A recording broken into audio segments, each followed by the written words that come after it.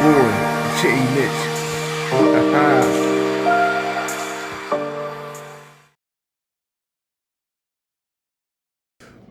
Yo, what's going on? It's your boy Jay Mitch. I'm up here today with the new Redcat Vigilante. If you have not yet, please remember to like, comment, and subscribe to your man's channel.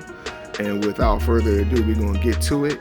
I'm going to preface this and say this is probably not going to be a run video today. This is just my first impressions of the truck and what I think about it.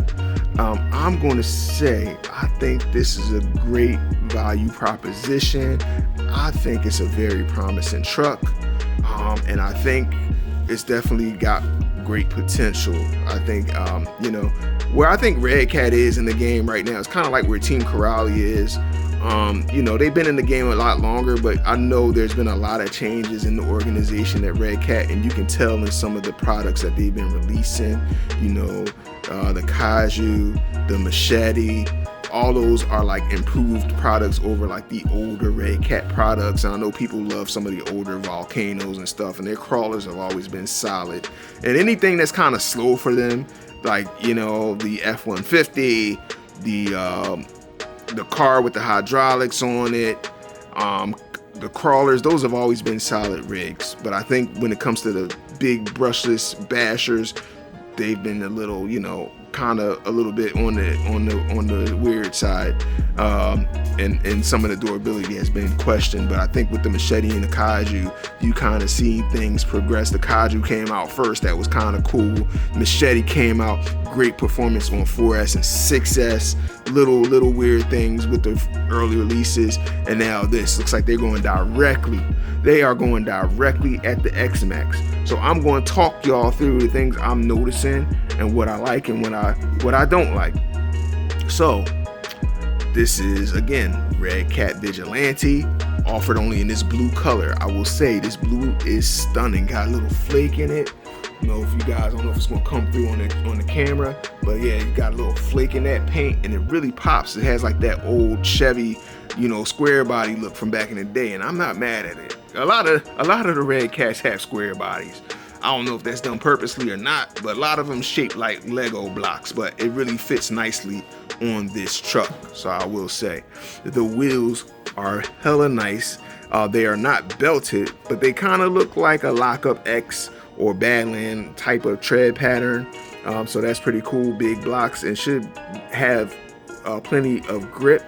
The wheels are looking really good. They are plastic, but the metallic finish on them look pretty good. I would say, I don't know how these are going to stand up to big bash, and if you scratch them, if it'll go through and you'll see the black come through at some point. But I think for what they are very nice wheels. 24mm hexes are looking good. Also, another thing I like are the front and rear knuckles being 70-75 aluminum, and if you look inside those knuckles, you can see the bearings are oversized bearings, so that's one less thing you need to upgrade. So it's kind of like, if I will say this, it's kind of Redcat's version of the X-Max Ultimate, because you have the wide arms when compared to an X-Max. And you have some aluminum hop-ups included, where they count. I think they were listening to me. You don't need all the aluminum all over the place. I think the hubs are one of the best places to put it. Maybe the bulkhead, the rear bulkhead, that'd be a great place to put it. In the motor mount, and in the bell crank. I think those are key areas where you would want kind of aluminum on an X-Max. I think everywhere else you're setting yourself up to spend some more money, because those are places where the car is going to like to break, and those are some of the cheapest plastic replacement components. Whereas when you start getting into 70-75, it will get quite expensive. So anyway, another thing I would have liked to see on this car, again, a rear wheelie bar. That would have been great. X-Max does come with a rear wheelie bar, but unlike the X-Max, it does offer limiting straps on the suspension, so you can tighten down your suspension, and that'll help, alleviate some of the pressure off of your A-arms with these limiting straps. When you come off a ramp, it's just it's unsprung weight with these limiting straps that'll kind of spring, keep that weight in check, and just won't be going crazy all over the place. Anyway, just talking again, my observations. I like the front bumper. I think these buckets, you can put LEDs in them, but they do not include LEDs from the factory. The body, I like the body protection. Directly underneath here, there's additional protection, and right below here is the front shock tower. In the middle, there is a middle support underneath here that goes from the chassis all the way up here to the top of the body, so you got additional support there. And again, you have rear support back here underneath the rear of the car, and you see you also have some additional support here. So I really like the car. I think I still would probably gorilla tape the inside of the chassis just to have that extra protection. Also like the idea of the body clips. It takes some of the complications of having, you know, a clipless body. Sometimes you just need a simple solution. And also I think it's a good way to keep the price down on the car by not trying to come up with a clip. And it's also a good way to avoid getting sued by Traxxas to not have a clipless body system. I think probably Redcat has been developing this car for so long, but I think they may have been doing their homework with the lawyers, making sure that they are covered by not getting sued by Traxxas, because this is very Traxxas-like, and I think they've done a few things that's just a little bit different than what Traxxas would do so they could avoid getting sued. So that's pretty cool.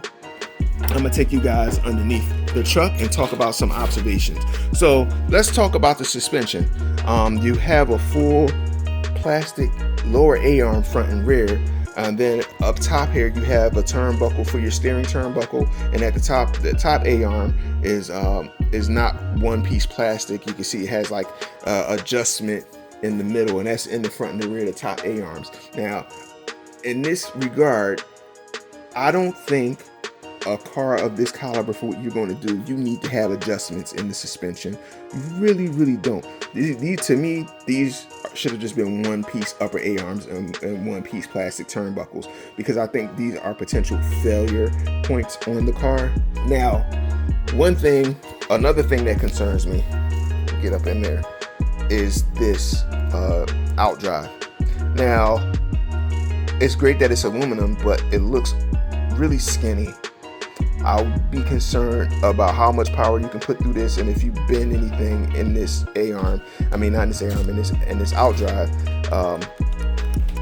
you know, this axle, this doesn't look to be the beefiest axle in the world. So hopefully somebody will come out with some upgrades to this, and so we can have a thicker axle. And maybe I'm wrong, these things might hold up to some hard bashing, to some duper bad style bashing, but I just see this as maybe being a potential, you know, problem. These just look a little skinny to me. Need a little bit more meat in those CVDs. Otherwise, I think all in all, I like the truck. I like where they have the plastic bits at. The shock towers, I agree. Keep those shock towers as plastic. The bulkheads are all plastic. These should hold up just fine. But this, I think there's not a lot of aftermarket support for Redcat. So like Redcat is trying to come up. Let's think about those companies that are older that we see those upgrades for. A great company I'm thinking about is like Integy. If Integy came up with some bulkheads for this, cheap, that would be great. That would bring them back and revive it. That would really help this truck grow, and it might help them as well. So I like the shock towers. I like the bulkheads. I see some potential. I would like to see some aluminum bulkheads come from somebody. That would be cool. I think I would like to see, like, I think I saw somebody's video already, like some kind of support from here to there to support the top A-arms in the front and the rear too. I think that would be cool, because I can see those potentially failing or ripping out of each other. Just something to tie those together, add a little bit more stability. Now, this is a two-piece chassis. You can see here it's split right here in the middle in the two halves. People are concerned about this too. I think maybe just like a plate connecting the front and the rear skids, like that would be cool. So like it could even be plastic, like RPM plastic connector, that would be cool. Or an aluminum one from like GPM, M2C, or even Integy, like I mentioned, to just make this all one, to eliminate, you know, the potential breakage here. Or even Redcat can come out with their own aftermarket support and add something here. But this bottom is really X-Max-ish. But I think they did just enough just to differentiate themselves from X-Max. And I think the center drive shaft too is skinny underneath here, but and if you land, it could be a potential to maybe bend that. So I think adding, you know, a stiffening plate or something underneath here will help prevent that. This is running these top tower to tower braces on both sides, left and right, front to back. That looks good, like good support there. Really similar to X-Max system, but not, because these are at an angle. I think that's a good addition. And here's your center support tower. These align right into the top of the body, and it adds additional support. So you have 3 points of contact and support for the body. So that's pretty slick. Let's talk about the battery trays. Battery trays look decent, nothing too crazy. Depending on what batteries you run, you might need to run longer battery straps. I didn't hear anybody say that yet, but you might want to invest in some longer battery straps in case you need them, and you might need to run an additional battery strap front to back depending on the size of your batteries. These definitely don't look like they will accommodate the Gen Z 4S lipos or the big bashing series. So before I'm just talking crazy, let me show you what I mean. Look how big this Gen Z is. So these are like kind of go-to bashing lipos. You know, one thing, if you really wanted to run these, you might just want to trim the ends of the battery plates, and you'll have enough just to strap down the battery and make sure it doesn't slide. So maybe I would cut out, let me see, maybe I would keep the front one. And actually, no, you can't run these. I don't think you can run these. I think these are too wide. No, you can fit them in there. I would cut out this rear one, so you can butt up right to the back and still have the support in the front. If I had to run these basher packs, that's one tip. I ain't seen anybody talk about that. Now, though, let's talk about the electronics. Here's the stock radio. I've never ran a Redcat radio, not that I could remember, but this is a nice feeling radio. Doesn't, you know, I don't know what you want me to say. It's a standard RTR radio. I don't see anything about any gyro, anything built into this radio, but you could run this for now and maybe upgrade to something else later.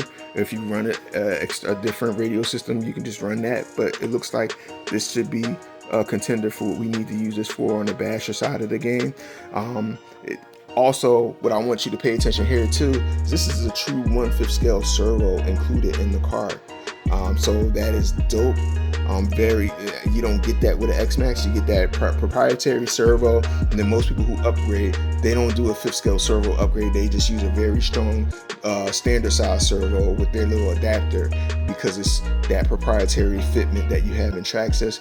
But here they have a full 1/5 scale servo, not 1/6. This is a full 1/5 scale servo. I believe it's a 70 kg servo.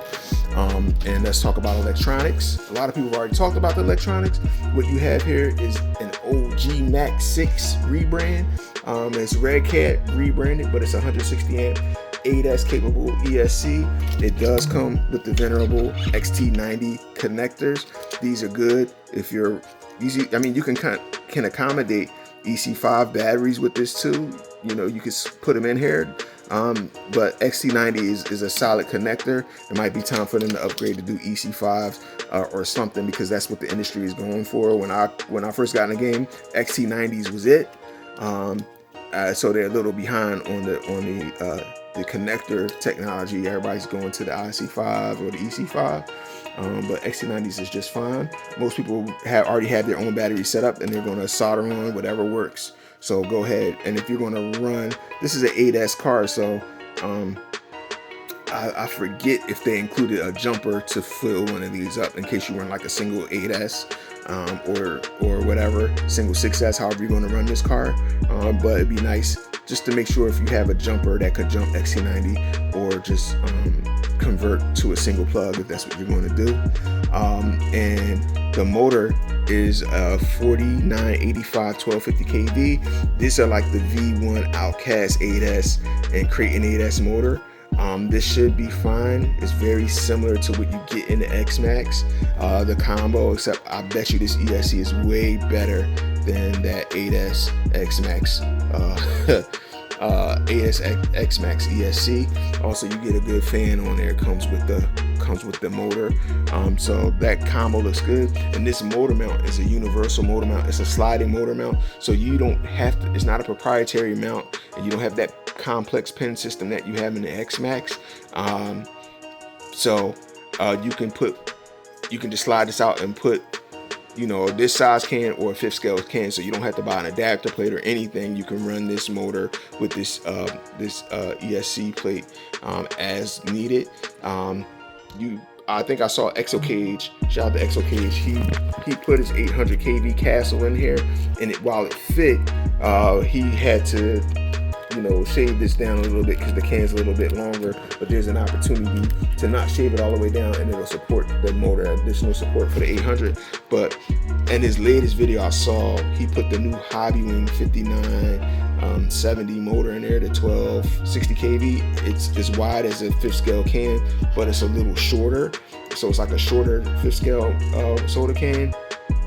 And he kept the stock ESC, and that thing was running hella nice. So guys, I'm gonna go ahead and end it and just say this car is $860 brand new. What I did, you know, I'm not a short course guy. I was able to get rid of my Max Slash. I never ran it, so if guys are looking for my impression run video on that, I have to ask myself a question, and most people know this about me. I don't like short course bodies.